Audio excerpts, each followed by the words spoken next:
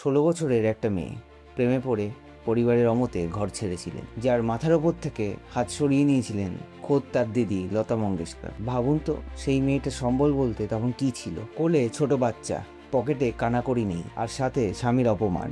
আপনি কি জানেন, আজ আমরা যে প্রাণবন্ত হাসি খুশি আশা ভোসলেকে চিনি, তার শুরুটা হয়েছিল অন্যের ফেলে দেওয়া গান দিয়ে। সুরের সাম্রাজ্ঞী আশা ভোসলে চিরবিদায় নিলেন ঠিকই, কিন্তু তার এই অদম্য লড়াইয়ের গল্পগুলি কি আপনি জানেন? 50-এর দশকে মিউজিক ডিরেক্টররা আশা ভোসলেকে ডাকতেন শুধু সেই গানগুলির জন্যই যা লতা মঙ্গেশকর বা গীতা দত্তরা রিজেক্ট করতেন। অর্থাৎ অন্যের ফেলে দেওয়া বা সেকেন্ড হ্যান্ড গানেই শুরু হয়েছিল তার ক্যারিয়ার। কিন্তু তিনি দমে যাননি। তিনি প্রমাণ করেছিলেন জহুরি না চিনলেও সোনা তার নিজের জৌলস হারায় না। যখন অপিনায়ার তার প্রতিভাকে চিনলে, তখন জন্ম নিল এক নতুন ঘরানা। দিদির আদর্শ নারীর ইমেজের পাশে আশা হয়ে উঠলেন বোল্ড এবং ভার্সেটাইল। ক্যাবারে থেকে গজল, সবকিছুই হয়ে উঠল তার হাতের মোয়া। আপনারা কি জানেন, আশা ভোসলের অন্যতম প্রিয় একটি গানের জন্ম হয়েছিল আমাদের এই কলকাতায়। একদিন বিকেলে হুগলি নদীর পাড়ে বসে আশা ভোসলে এবং আর.ডি. বর্মন সময় কাটাচ্ছি। নদীর শান্ত হাওয়া আর মাঝিদের গান শুনে হঠাৎ করেই পঞ্চমরা বলে উঠলে, আশা, আমরা আমাদের গান পেয়ে গেছি। সেই গঙ্গার বাড়ি পরিকল্পনা হয়েছিল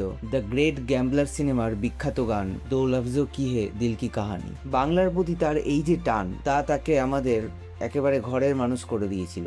গানের বাইরেও তার এক অদ্ভুত পরিচয় ছিল। তিনি ছিলেন এক অসাধারণ রাঁধুনি। অনেক মিউজিক ডিরেক্টর তার হাতের রান্না খেতে তার সাথে ঘন্টার পর ঘন্টা আড্ডা দিন। এমনকি বিদেশে তার নিজস্ব রেস্টুরেন্ট চেনও আছে। 12 এপ্রিল 2026 মুম্বাইয়ের হাসপাতালে এই জাদুকরী সুর স্তব্ধ হলো ঠিকই, কিন্তু 92 বছরের এই মহাজীবনে আমাদের বলে গেলেন, লড়াইটা কখনোই শেষ হয় না।